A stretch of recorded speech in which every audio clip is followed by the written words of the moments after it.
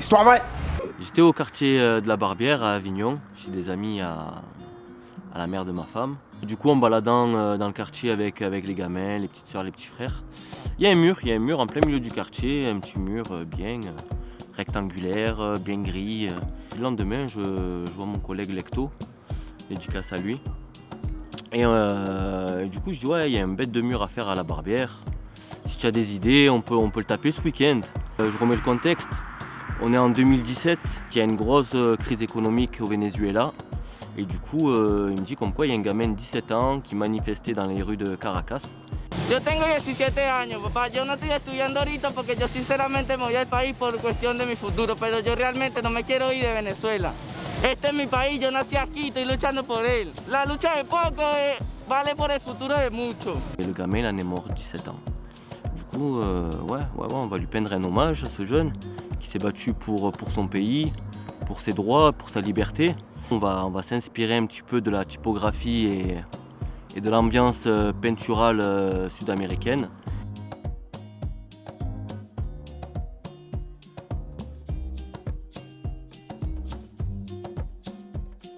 Premier jour, le kangou est prêt, il y a les pots de peinture, les bombes de peinture. On va devant le mur de la Barbière, il est 9h30, 10h du matin, on commence à apprêter le mur.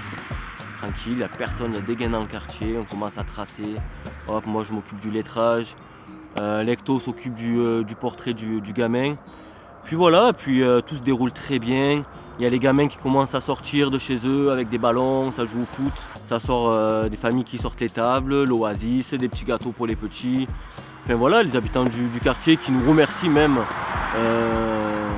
de cette initiative, de mettre un petit peu de couleur dans leur quartier.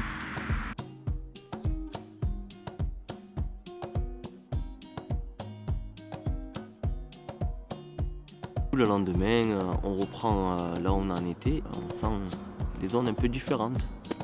Les petits étaient toujours là, mais moins proches de nous, ils jouaient un peu plus loin. Et puis on continue de peindre, et là une première dame, une dame âgée, une grand-mère qui vient vers nous, sourcils froncés, et qui nous demande qu'est-ce qu'on fait. On lui explique, comme on a expliqué aux habitants de la veille ce qu'on faisait.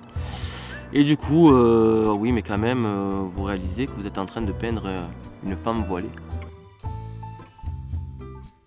On lui explique, non, c'est un jeune du Venezuela qui s'est fait assassiner malheureusement, et avec les lettres à côté liberté, libertad. Et non, pour elle c'est une femme voilée, liberté aux femmes voilées, et en plus de ça, elle me fait rappeler qu'à côté il y a la mention pas fini. Et oui, la veille j'avais marqué pas fini le graphe, mais elle voyait pas fini l'islamisation en France. Vos approximations, Alors, vos chiffres non sourcés, Eric. C'est faux. Et là, il y a le responsable de la copropriété. Il me dit, mais j'en ai rien à foutre du Venezuela. Moi encore hier, j'ai regardé un documentaire sur les enfants africains qui ne mangeaient pas leur pain. C'est pas pour autant que je veux faire une fresque pour eux.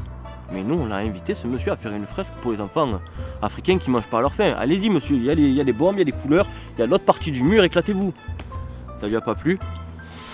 Ça lui a pas plu, il nous a demandé d'effacer la peinture. J'ai dit, écoutez monsieur, on finit notre peinture. On prend la photo et on la repeint. C'est promis. Ah ouais, intérêt, sinon j'appelle les flics. On était à ça de la finir, et qu'est-ce qu'on voit?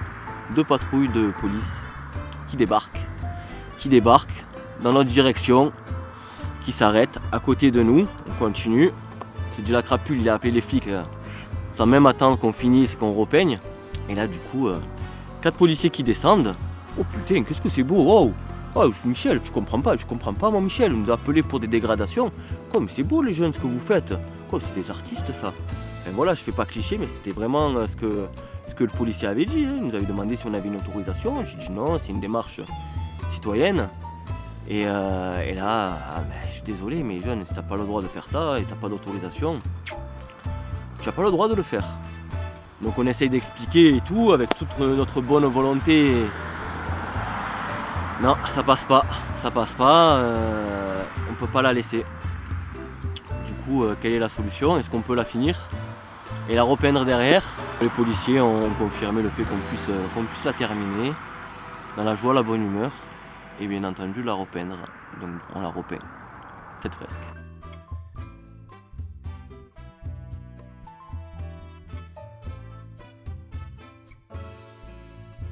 Maintenant, si on avait fait une fresque de Bisounours, de Pokémon, de Johnny Hallyday, de Marcel Pagnol, ce qu'on aurait pu faire aussi, hein. Est-ce que ça aurait dérangé? Je pense moins. Si j'avais un message à donner, ça serait que toutes les personnes qui tentent de s'exprimer continuent. Qu'importe le média, qu'importe la discipline, que ce soit le graffiti, mais aussi la danse, la musique, l'écriture, tant d'autres, qui continuent de s'exprimer car il y aura toujours un interlocuteur. Moi je suis plus dans une démarche d'embellir un lieu.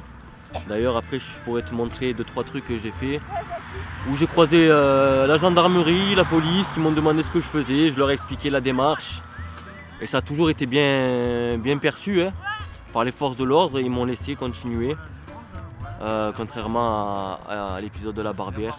Mais voilà, continuez à vous exprimer parce que si vous ne le faites pas, eh ben, les gens qui parleront pour vous, ça ne sera pas forcément pour votre intérêt.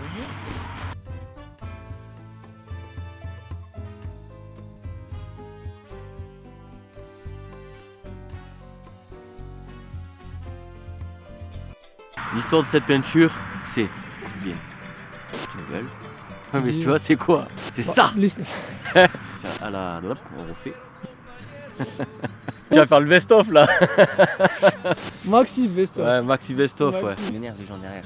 Faut mettre une barrière. Geste barrière. Cette mamie qui avait peur d'une femme voilée, aujourd'hui on est tous voilés, on est tous masqués. Elle dit comme quoi TF1 lui avait bien expliqué que c'était le voile, que c'était les arabes. Tu veux un peu parler de la liberté d'expression du coup? Non, ça va m'amener sur des sujets épineux ça. Ça va faire fermer ta chaîne. Oh, un peu de tendresse dans ce monde. Voilà ce qui nous manque.